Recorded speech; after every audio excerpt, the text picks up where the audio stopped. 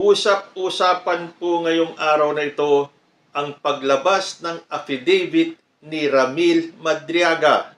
Nung napakinggan ko itong balitang ito sa Billionaire News Channel, naasabi ko na kaya pala itong mga ginagawa ng kampo ni Sara Duterte kay President Bongbong Marcos ay para lang ilihis ang katotohanan na sila pala ang gumagawa ng gantong mga kababalaghan. Yung paglabas ni Gotesa, yung paglabas ni Saldico, na napatunayan naman natin na puro gawa-gawa lamang. Yun pala, may lalabas na isang Ramil Madriaga na iuugnay si Sara Duterte sa lahat ng pinupukol nila kay President Bongbong Marcos. Ayon po dito sa One TV Philippines, affidavit ukol sa umano'y koneksyon ni VP Sara sa Pogo at iligal na droga. Isang sinumpaang salaysay ni Ramil Madriaga na nagsabing dati siyang direktang nagtrabaho para kay Vice President Sara Duterte ang lumutang kamakailan kung saan iniuugnay niya ang Vice Presidente sa umano'y irregularidad. Sa affidavit, sinabi ni Madriaga na siya ang nagtatag ng grupong Inday Sara Duterte is my president noong 2020. Ayon sa kanya, ang pondo umano ng naturang grupo at iba pang inisyatiba na sumuporta sa kandidatura ni Duterte noong 2022 ay nagmula sa Pogo operators at mga individual na sangkot umano sa iligal na droga. Isa rin sa kanyang pahayag ang umano'y paghahatid niya ng mga duffel bags na naglalaman ng pera. Panoorin nga po natin at pakinggan itong balita ng Billionaire News Channel. Isang nagpakilalang bagman ikinanta na suportado ng Pogo at drug lords si VP Sara. Ang kontrobersyal na mga magnetic lifter na ginamit sa pagsmuggle ng shabu na nagkakahalaga ng bilyones, itinuro sa mister ng pangalawang Pangulo. Narito ang ating exclusive political update. Hawak ngayon ng Abante at Billionaire News Channel ang kopya ng 5 pahinang notaryadong sinumpaang salaysay ng isang Ramil Lagunoy Madriaga. Matapos kong matunto ng abogado ni Madriaga na una lang binanggit na naging abogado rin siya ni Kerwin Espinosa.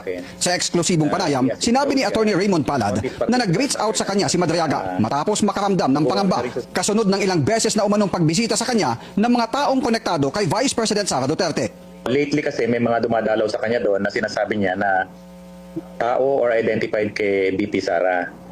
And nagwo-worry din siya doon sa safety niya ron sa loob, kaya talagang minsan gagawa ng paraan niya na matawagan kami para lang magkaroon ng urgent visit sa kanya para masabi niya yung nalalaman niya. Nakakulong sa BGMP facility si Madriaga matapos siyang madiin sa 3 counts ng kidnapping na kanya daw ngayong pinababasura sa korte. Sa kanyang sworn affidavit, 2016 siya pinakilala sa pamilya Duterte at nang manalong Pangulo sinoy Mayor Digong Duterte, nagbibigay siya ng intel sa Pangulo kaugnay ng Oplan Double Barrel. Dati na raw siyang nagtrabaho bilang intel officer sa Finance Department, National Security Council, ISAF at sa PSG. 2018 nang direkta siyang nagtrabaho kay Mayor Sara para magbigay ng intel reports para sa dapat ay presidential campaign ng Mayora mula 2021 hanggang 2022. Batayan niya sa utos ni Nooy Davao City Mayor Sara Duterte, bilang national convener, itinatag niya ang Inday Sara Duterte is my president at ang pondo na ginagamit umano nilang pondo noon ay pera mula sa mga Pogo operator at drug dealer. Kasama rin sa napondohan ang ibang support group para sa kandidatura ni Mayor Sara. Katunayan niya ang kontrobersyal na magnetic lifter noong 2018. Mister ni Nooy Davao City Mayor Sara ang nag-utos sa kanya para mailabas ito sa kustodiya ng Bureau of Customs sa Manila International Container Port na kalaunan ay natagpuan sa Cavite na wala ng laman. Sa kwento niya sa akin talaga lang, wala naman daw talagang alam yung tagubat, naging biktima lang. Siya dapat ang maglalabas noon dahil labas-pasok na daw siya sa custom. Pero dahil hot item, hindi niya nilabas at may-report na lang niya doon sa nagutos sa kanya na hot item, sir, may nakamata na dyan. So, dinaan na lang sa... Ang term niya is pinera na lang, kaya nilabas yung magnetic lifter. Nang manalo si Sara bilang Vice President, inatasan daw siyang bumuo ng Vice Presidential Security and Protection Group para sa seguridad at intelligence work ni VP Sara. Siya daw mismo ang nagpakilala at nagrekomenda kay Colonel Dennis Nolasco na isa umano sa mga estudyante niya sa Presidential Security Group. At si Nolasco naman ang kumuha ng serbisyo ni Noy Colonel Raymond Dante La Chica para pamunuan ang Vice Presidential Security and Protection Group. Naging katrabaho niya umano sila Nolasco at La Chica para mag-transport ng malalaking halaga ng pera sa iba't ibang tao, batay na rin umano sa utos ni VP Sara. Isang duffel bag umano na puno ng pera ang dineliver sa isang comedy bar na pag-aari at binibisita ng mga alumni ng San Sebastian College of Law na nasa Timog Avenue sa Quezon City. Mayroon din umano siyang dineliver na duffel bag na naglalaman din ng 33 hanggang 35 million pesos sa Cabuyao, Laguna na laan para sa isang mayor. Nasa 80 million pesos naman ang idineliver niya sa parking lot ng malaking mall sa Mandaluyong kung saan kaparehong paraan ang ginawa niya sa ombudsman na iiwan ang sasakyan na naglalaman ng pera at iniwan ang susi ng kotse sa ibabaw ng kaliwang unahang gulong.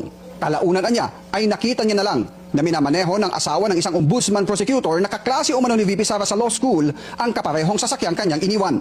Pebrero noong 2020 yan niya ang pinakamalaking delivery niya ng pera na umabot ng 1 bilyong piso lulan ng Super Grandia na kanyang kinuha sa parking lot ng fast food chain sa Kamuning, Quezon City.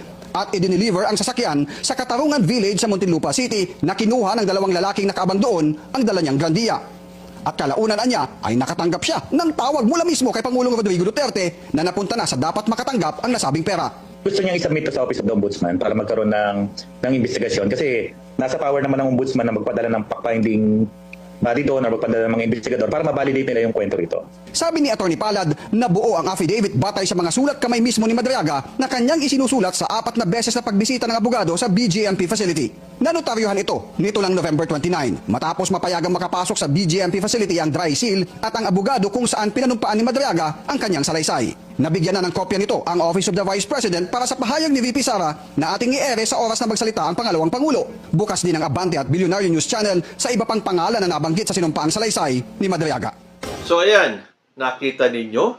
Hindi ba't lahat ng yan ay ibinibintang nila kay President Bongbong Marcos? Yung paglabas ni Orly Gutesa, yung sinumpaang salaysay, na peke naman ang notaryo, si Saldico na panay ang ngak-ngak at bintang sa ating presidente pero wala naman siyang sworn statement.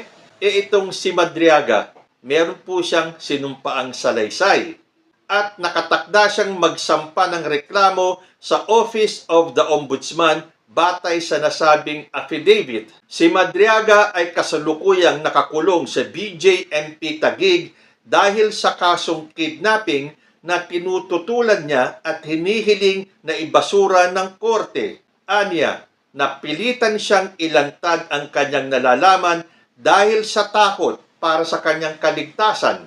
Matapos umanong ilang ulit na bisitahin siya sa kulungan ng mga taong sinasabi niyang may koneksyon sa opisina ng Vice Presidente.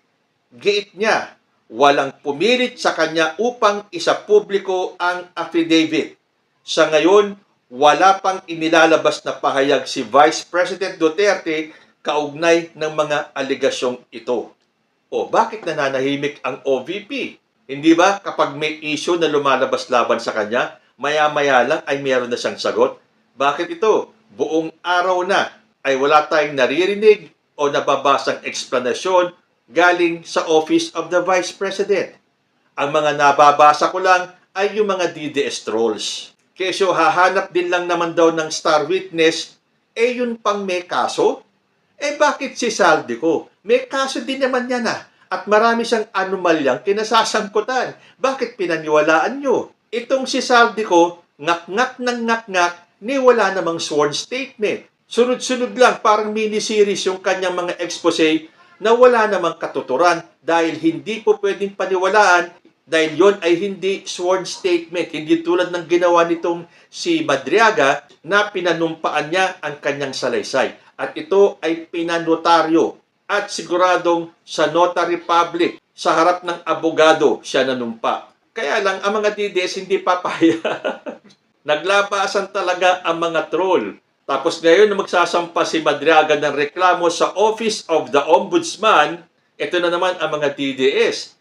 Siyempre, sino ba ang naglagay kay Remulla sa Ombudsman? Hindi ba si President Bongbong Marcos? So siguradong papanigan ng Ombudsman itong si Madriaga at paniniwalaan yung sworn statement kahit na ito ay isang kriminal. Pero bakit nung panahon ni Martires, nung hinarang at pinagbawalan ni Martires na makakuha ng kopya ng SALN sila dating President Rodrigo Duterte at si Vice President Sara Duterte, wala kayong imik. Hindi kayo nagnangak-ngak. Pero ngayon, Porque hindi na si Martires ang ombudsman at natural, ang ombudsman, ang presidente ang nagtatalaga, ang dami nyo ngayon sinasabi eh. Pero kung sakaling si Martires pa rin ang nakaupong ombudsman ngayon, ay siguradong kampante kayo. Dahil siguradong ipapawalang sala ni Martires itong si Sara Duterte. Pero sorry na lang kayo. Si Jesus Crispin Remulla na po ang ombudsman.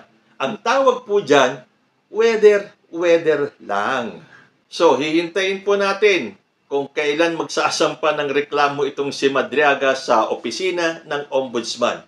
Pero mabigat po itong mga paratang kay Vice President Sara Duterte. Mantakay ninyo, ginamit ang pera ng Pogo at ang pera galing sa droga sa kanyang kampanya. Excited na nga po ang lahat na marinig ang panig ni Sara Duterte. Kaya siguro hanggang ngayon, wala pang paliwanag ang Office of the Vice President kasi gumagawa pa sila ng script. Kasi mahihirapan po silang ipaliwanag ito. Kaya kahit na ano pang pagtatanggol ng mga DDS trolls, kahit na sabihin yung kriminal itong naglabas ng affidavit, kahit na sabihin yung papaligan ni Remulla itong affidavit ni Madriaga, sorry na lang kayo. Ito kasi may sworn statement. At pag napalabas na nagsisinungaling itong si Madriaga, ay patay kang bata ka. Sa ngayon, kung ikukumpara mo naman si Saldico at si Orly Gotesa dito kay Madriaga, kay Madriaga na ako. Hihintayin lang natin kung paano ito lulusutan ng isang Sara Duterte. Hanggang dito na lang po muna tayo. Hanggang sa susunod na mga issues. Maraming salamat po.